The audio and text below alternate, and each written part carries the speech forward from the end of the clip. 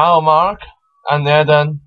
My number is 80341008, and my level is Junior. Today I will read Kathryn Schulz, Don't Regret, posted December 2011, ready, inspiring, courageous. So let's Johnny Depp, of course, and let's Johnny Depp's shoulder, and let's Johnny Depp's famous shoulder tattoo. Some of you might know that in 1990, Depp got engaged to Winona Ryder, and he had tattooed on his right shoulder Winona forever.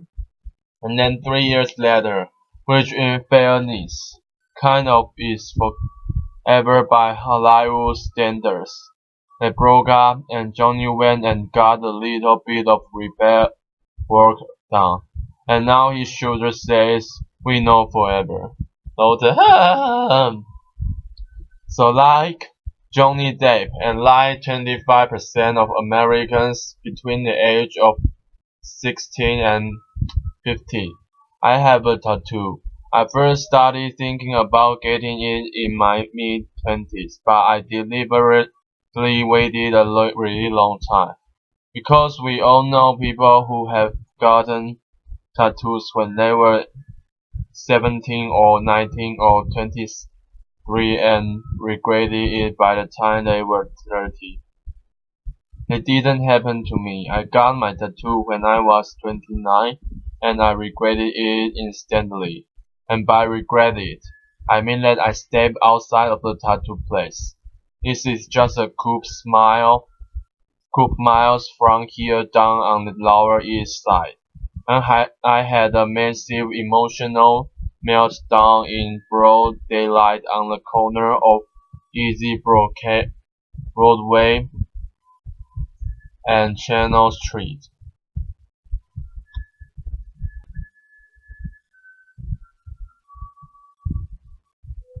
Louder, which is a great place to do it because nobody cares. Louder, and then I went home that night and I had an even larger emotional meltdown, which I'll say more about in a minute.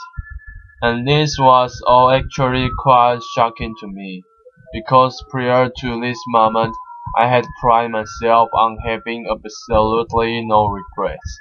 I made a lot of mistakes and dumb decisions, of course. I do that hourly, but I had always felt like, look, I made the best choice I could make given who I was then, given the information I had on hand. I learned a lesson from it. It somehow got me to where I am in life right now. And okay, I wouldn't change it. In other words, I had drawn a great cultural quote about regret, which is that lamenting things that occurred in the past is an absolutely waste of time, and that we should always look forward and not backward, and that one of the noblest and best things we can do is try to live a life free of regrets. This idea is nicely captured by this quote. Things without all remedy should be without regard. What's done is done, and it seemed like kind of an admirable philosophy at first. Something we might all regret to sign on to, until I tell you who say it. Right, so this is Lady Macbeth basically telling her husband to stop being such a wuss for feeling bad about murdering people. And as it happens, Shakespeare was onto something here, as he generally was. Because the inability to experience regret is actually one of the diagnosis characteristics of sociopaths. It's also, by the way, a characteristic of certain kinds of brain damage. So people who have damage to their orbitofrontal cortex seem to be unable to feel regret in the face of even obviously very poor decisions. So if, in fact, you want to live a life free of regret, there is an option open to you. It's called a lobotomy. But if you want to be fully functional and fully human and fully human, I think you need to learn to live, not without regret but with it. So let's start off by defining some terms. What is regret? Regret is the emotion we experience when we think that our present situation could be better or happier if we had done something different in the past. So in the other hand, regret requires two things. It requires, first of all, agency. We had to make a decision in the first place. And second of all, it requires imagination. We need to be able to imagine going back and making a different choice. And then we need to be able to kind of spool this imaginary recall forward and imagine how things will be playing out in our present. And in fact, the more we have of either of these things, the more agency and the more imagination with respect to a given regret, the more acute that regret will be. So let's say, for instance, that you are on your way to your best friend's wedding and you are trying to get to the airport and you are stuck in terrible traffic. And you finally arrive at your gate and you have missed your flight. You are going to experience more regret in that situation if you miss your flight by 3 minutes than if you miss it by 20. Why? Well, because if you miss your flight by 3 minutes, it is painfully easy to imagine that you could have made different decisions that would have led to a better outcome. I should have taken the bridge and not the tunnel. I should have gone through that yellow light. These are the classic conditions that create regret. We feel regret when we think we are responsible for decisions that can out badly but almost can out well. Now within that framework, we can obviously experience regret about a lot of different things. This session today is about behavioral economics, and most of what we know about regret comes to us out of that domain. We have a vast body of literature on consumer and financial decisions and the regrets associated with them. Buyer's remorse, basically. But then finally it occurred to some researchers to stay back and say, well, okay, but overall, what do we regret most in life? Here's what the answer turned out to look like. So step 6, regrets. The things we regret most in life. Number 1 by far, education. 33% of all of our regrets turn to decisions we made about education. We wish we had gotten more of it. We wish we'd taken better advantage of the education that we did have. We wish we had chosen to study a different topic. Other very high on our list of regret include career, romance, parenting, various decisions and choices about our sense of self and how we spend our leisure time. Or actually more specifically, how we fail to spend our leisure time. The remaining regrets pertain to these things.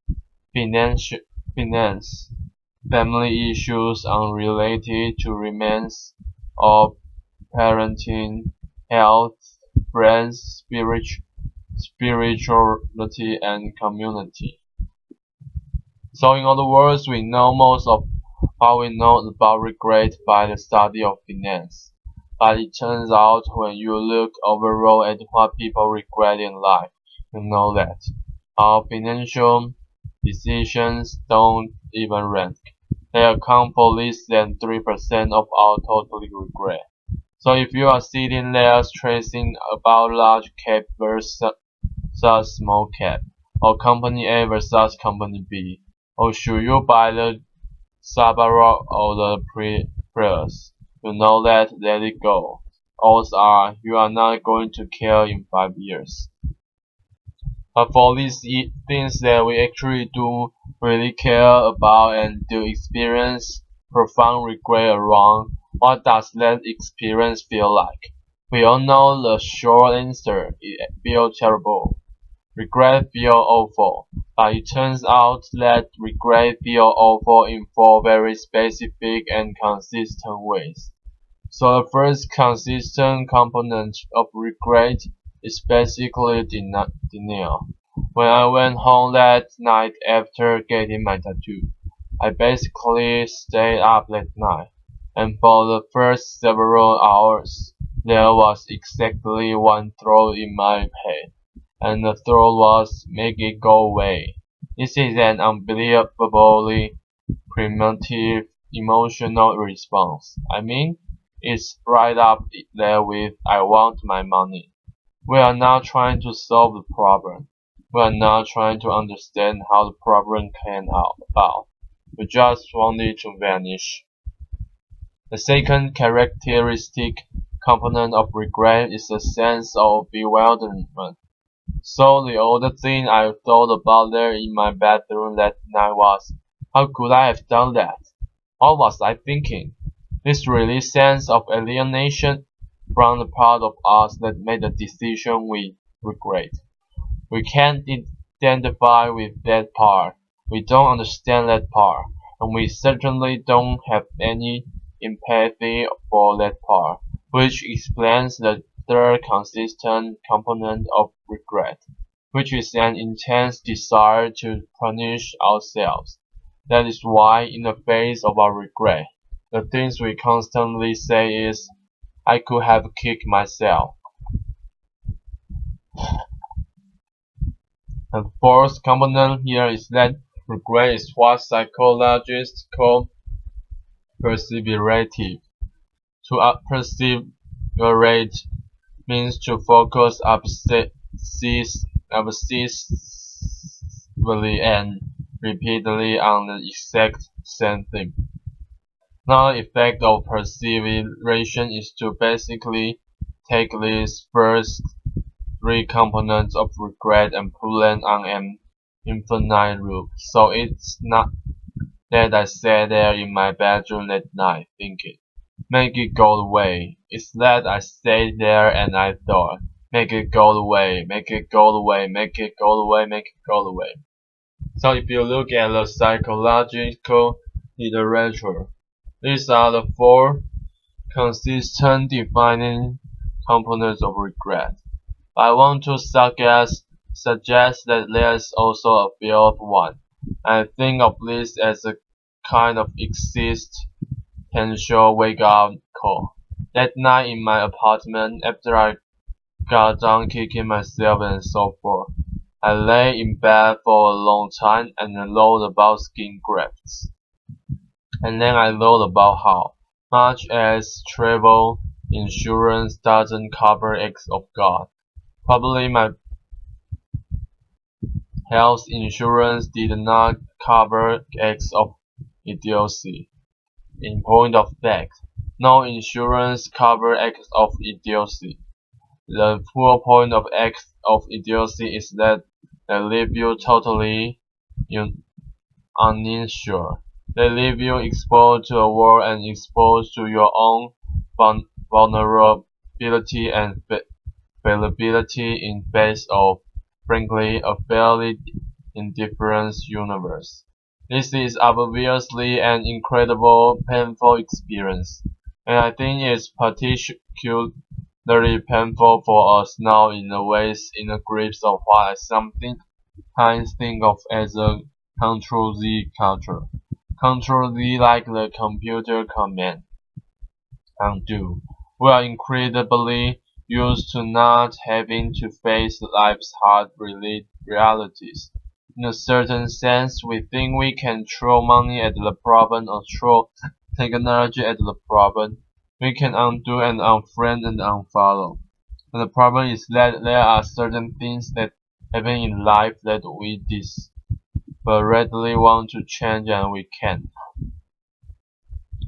Sometimes instead of Control Z, we actually have zero control. And for those of us who are control freaks and perfectionists, and know whereof I speak, this is really hard because we want to do everything ourselves and we want to do it right. Now there is a case to be made that control freaks and perfectionists should not get tattoos, and I am going to return to that point in a few minutes. But first I want to say that the intensity and persistence with which we experience these emotional components of regret is obviously going to vary depending on the specific thing that we are feeling regretful about. So for instance, here's one of my favorite automatic generators of regret in modern life. Wrote a text. Real pi to all, and the amazing thing about this really insidious technological innovation is that even just with this one thing, we can experience a huge range of regret. You can accidentally hit reply all to an email and torpedo a relationship, or you can just have an incredibly embarrassing day at work, or you can have your last day at work. And this doesn't even touch on the really profound regrets of life, because of course, sometimes we do make decisions that are irrevocable and terrible consequences, either for our own or for other people's health and happiness and livelihoods, and in the very worst case scenario, even their lives. Now obviously, those kinds of regrets are incredibly piercing and enduring. I mean, even the still be reply all regrets can leave us in a fit of excruciating agony for days. So how are we supposed to live with this? I want to suggest that there's three things that help us to make our peace with regret. And the first of these is to take some comfort in its universality. If you Google regret and tattoo, you will get 11.5 million hits. Noted. The FDA estimates that one out of all the Americans who have tattoos, 17% of us regret getting them. That is Johnny Depp and me and our 7 million friends, and let's just regret about tattoos. We are all in this together. The second way that we can help make our peace with regret is to laugh at ourselves. Now in my case, this really wasn't a problem, because it's actually very easy to laugh at yourself when you are 29 years old and you want your mommy because you don't like your new tattoo. But it might seem like a kind of cruel or glib suggestion when it comes to these more profound regrets. I don't think that's the case though. All of us who have experiences regrets that contain real pain and real grief understand that humor, and even black humor, plays a crucial role in helping us survive. It connects the poles of our lives back together, the positive and the negative, and it sends a little current of life back into us. The third way that I think we can help make our peace with regret is through the passage of time, which, as we know, heals all wounds, except for tattoos, which are permanent. So it's been several years since I got my own tattoo. And do you guys just want to see it? Alright, actually, you know what? I should warn you. You are going to disappoint it. Because it's actually not that hideous. I didn't tattoo Marilyn Manson's face on some discrete part of myself or something. When other people see my tattoo, for the most part they like how it looks. It's just that I don't like how it looks. And as I said later, I'm a perfectionist and I'll let you see it anyway. This is my tattoo. I can guess what some of you are thinking. So let me reassure you about something. Some of your own regrets are also not as ugly as you think they are. I got this tattoo because I spent most of my 20s living outside the country and traveling. And when I came and settled in New York afterward, I was worried that I would forget some of the most important lessons that I learned during that time. Specifically, the two things I learned about myself that I most didn't want to forget was how important it felt to keep exploring and simultaneously how important it is to somehow keep an eye on your own true north. And what I love about this image of the compass was that I felt like it encapsulated both of these ideas in one simple image, and I thought it might serve as a kind of permanent mnemonic device. Well, it did, but it turns out it doesn't remind me of the thing I thought it would. It reminds me constantly of something else instead. It actually reminds me of the most important lesson regret can teach us, which is almost one of the most important lessons life teach us. And ironically, I think it's probably the single most important thing I possibly could have tattooed onto my body, partly as a writer, but also just as a human being. Here's the thing, if we have goals and dreams and we want to do our best, and if we love people and we don't want to hurt them or lose them, we should feel pain when things go wrong. The point isn't to live without any regrets. The point is to not hate ourselves for hating them. The lesson that I ultimately learned from my tattoo and that I wanted to leave you with today is this. We need to learn to love the flaws, imperfect things that we create and to forgive ourselves for creating them. Regret doesn't remind us that we did badly. It reminds us that we know we can do better. Thank you. Applause. I'm Adam. My number is S034108 and my level is junior, and see you next time. Goodbye.